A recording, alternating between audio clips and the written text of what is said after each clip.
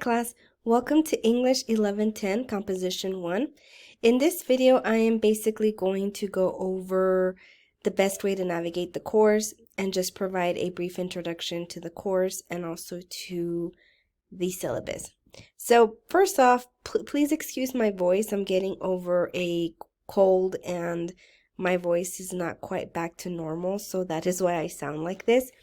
But the first thing that you should look at whenever you are going into our course is, of course, the announcements. I post announcements every single Monday, so that way you can see what we are doing for that week. I provide an overview of the week as well as updates and assignments that are due. So if you have a hard time keeping up with assignments because you maybe get overwhelmed by looking at the syllabus, or you don't really know how to navigate the calendar on Canvas, definitely look at the syllabus, but also look at my announcements, because in the announcements I tell you what's due for that week. So that way, it's a little bit simpler, because you can just look at the announcement and say, okay, these are the things I have to do this week.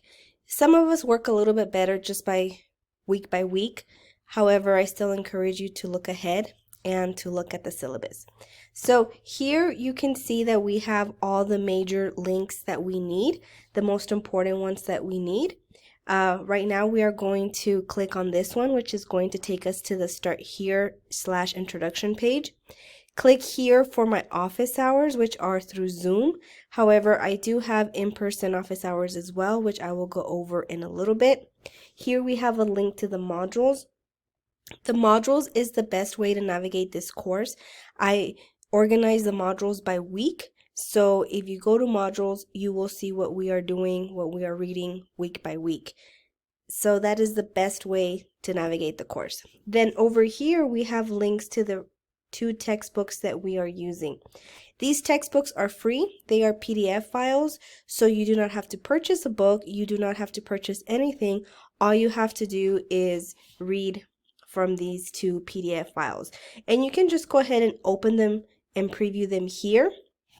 Or if you want to, you can go ahead and download the PDF files. However, since it's an online class mostly, you don't have to print anything. So I suggest just, reviewing it here. Or if you want to make notes on the PDF, then definitely go ahead and download it by clicking on the arrows. And the same thing applies to the syllabus. If you want to go ahead and download it, then obviously click on download. However, if you just want to view it and read it, then you can go ahead and do so in this window.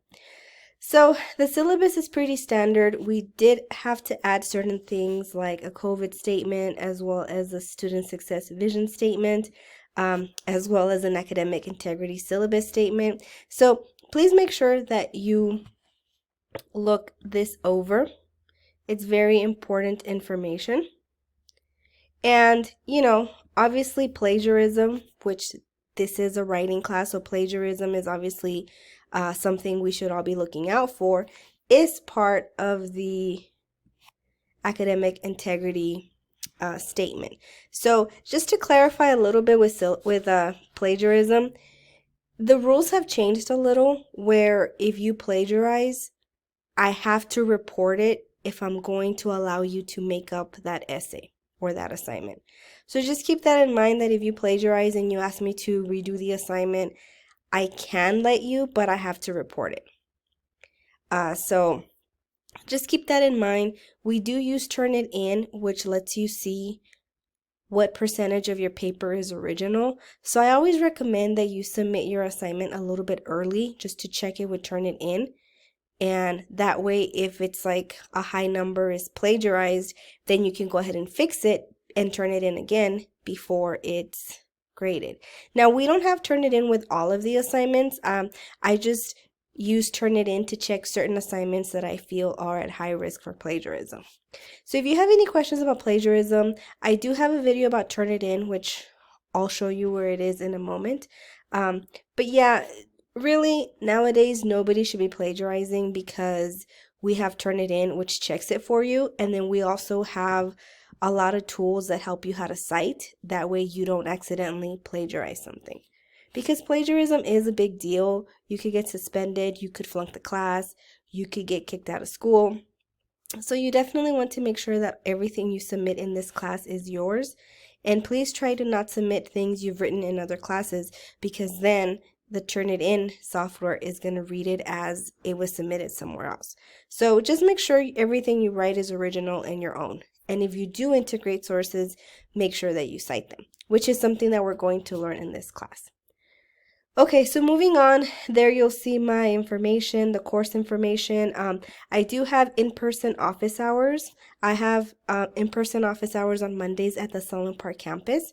I live about 10 minutes away from the Sunland Park campus, so if Mondays don't work for you, then maybe we could try to meet another day. Because like I said, I live in the El Paso, New Mexico area. Well, in the El Paso, Santa Teresa area. So the Sunland Park campus is definitely the one that is closest to me. However, on Thursdays, I teach at the Espina campus. So if you want to meet in person, I can definitely meet with you on Thursdays. Or we can also meet by appointment through Zoom if that works out a little bit better for you. And even if you have like a schedule where you work or you have other classes and these times don't work for you, but you really want to meet, we can try to schedule something. So we can try to schedule something in person, or we can try to schedule something through Zoom. I do tend to have a lot of meetings, and obviously, I teach class online and in person, but I can definitely make time to meet with you if we kind of put our schedules together and try to find some common dates that we are both available. So definitely go ahead and go over this information, the catalog description, the prerequisites. I do want to mention that English 111 is a class that is a requirement for other classes. So because of that, you have to pass English 111 with a C. If you don't get a C, you do have to retake the course, just because it's a prerequisite for a lot of other courses.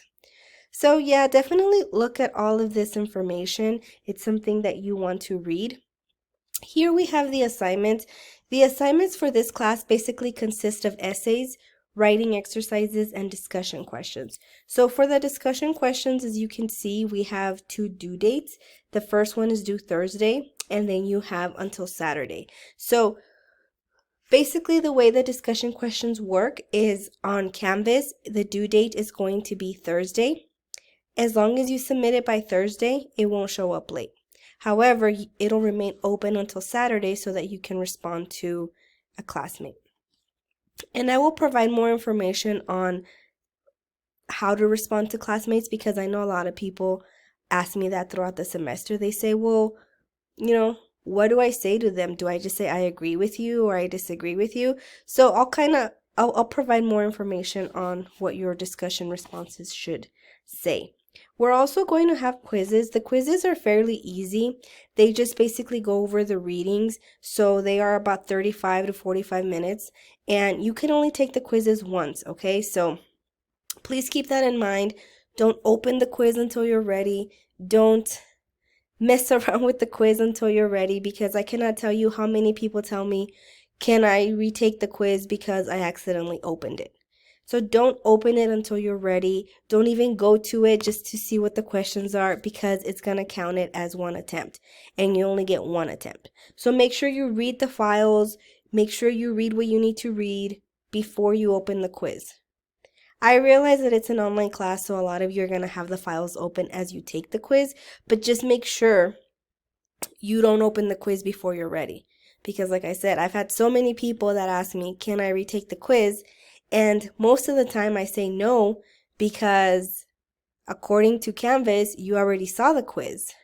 And I only have one set of questions in the quizzes. So if you already saw them, that gives you an unfair advantage. So please make sure you're careful, because you only get one attempt. So don't open the quizzes until you are ready to take it. And here we have my grading policy. Basically, I try to grade assignments after the due date. It usually takes me about 5 to 10 days. Sometimes it takes me like up to 14 days, especially when we're grading essays. I have several English 1110 classes, so that means the essays are due at the same time. So when it comes to essays, it might take me a little bit longer, like 2 weeks to grade your essay. Also, like the quizzes and discussions, I do provide some feedback on those as well. And those I usually just provide the feedback in the submission box. However, for essays, I do provide feedback on a rubric, on the essay itself through SpeedGrader, and on the submission box, in the submission box. So definitely make sure that you look at all of those. And here are the assignments that we are doing during the semester. As you can see, we have 3 major essays. For the classical argument essay, we are also going to do an annotated bibliography. And specific instructions for all of these assignments are on Canvas, so you can go ahead and read them. We also have writing exercises, discussions, quizzes.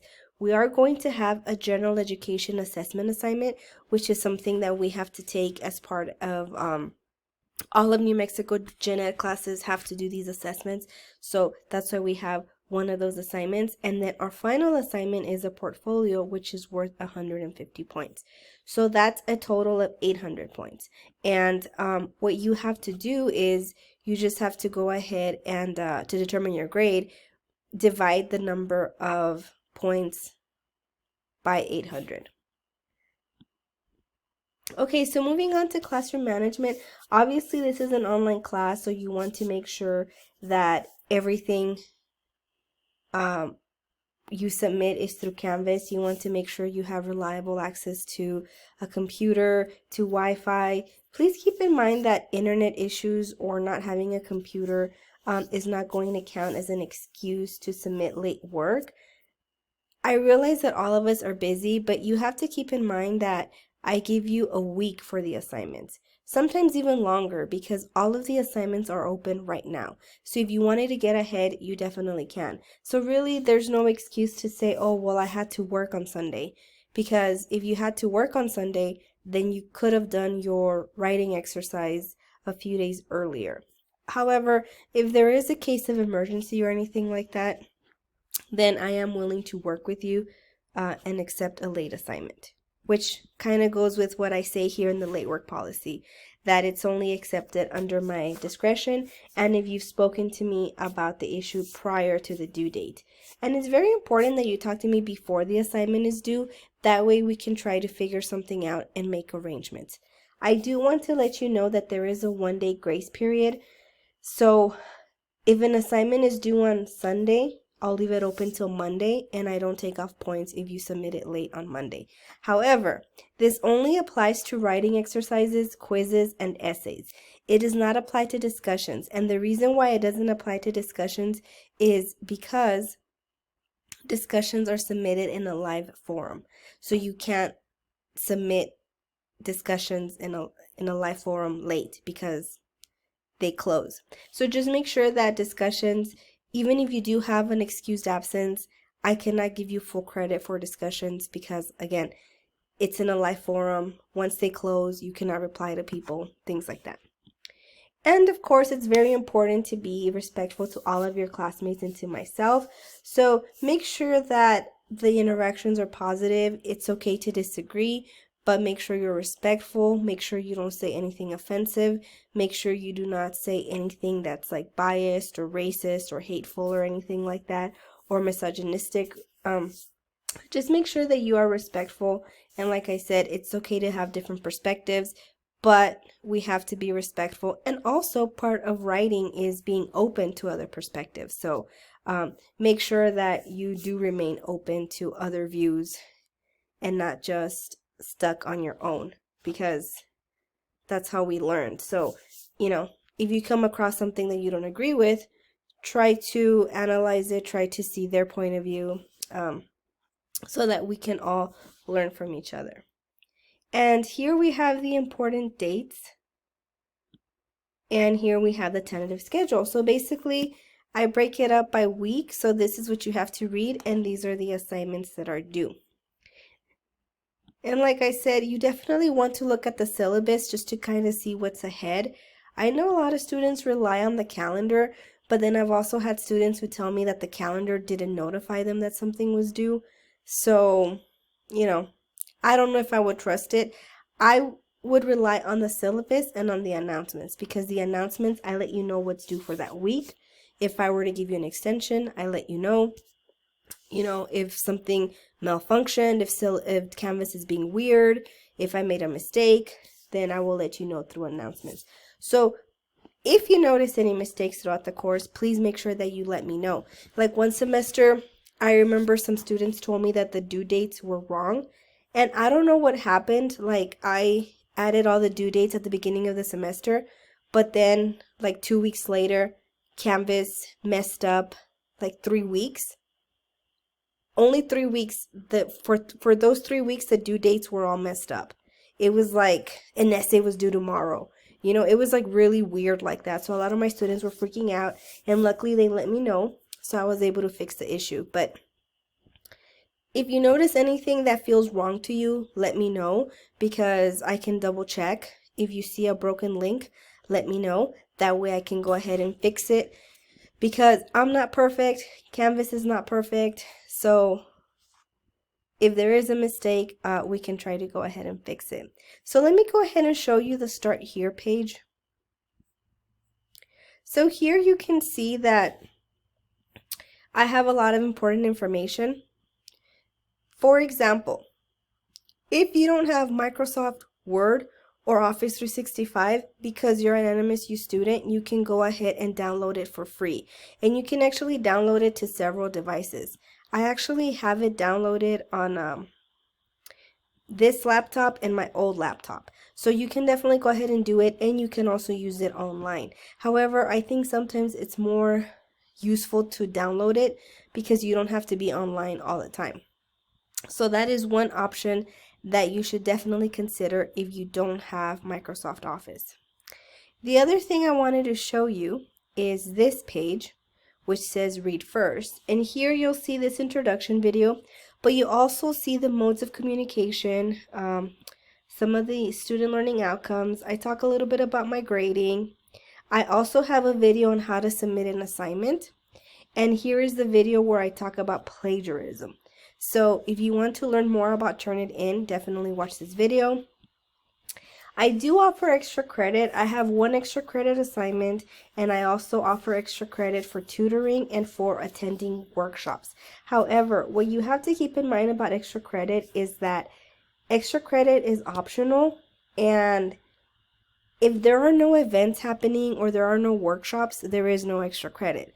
So I don't give extra credit assignments or anything like that. I just have 1 extra credit assignment, and the other extra credit is done through tutoring or through workshops that the tutoring center has, or events that certain clubs have or certain organizations have. Like for example, sometimes we have, like one time last spring we had the De-Stress Fest, so that was an event we had, and I gave extra credit for going to that. But you want to make sure you don't rely on extra credit, because extra credit can only bring up your grade so much. If you have a really low grade, chances are extra credit might not save you. So just keep that in mind.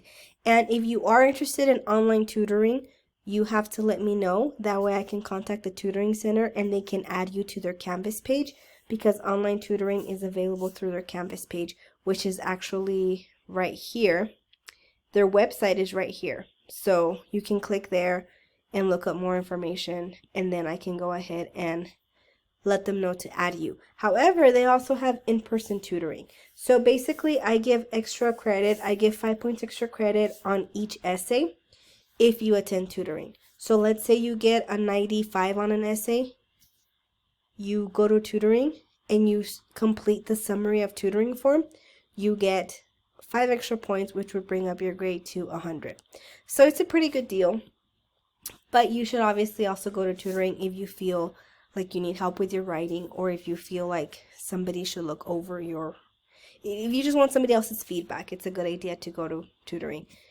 Here I go over the formatting of the essays. Basically, your essays are going to be double-spaced using Times New Roman 12 point or 11 point Calibri.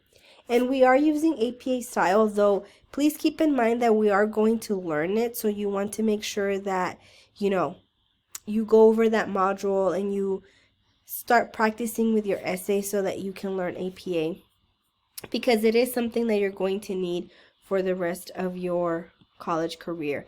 And here I have some information for Canvas support. If you're not too familiar with Canvas, you can definitely get support here. That way, they can show you how to navigate it. Or if you're having any issues with like submitting assignments or viewing information, you definitely want to contact them. I know a lot of students usually contact me, but I cannot fix the issue. Only Canvas tech support can. So definitely make sure you contact them.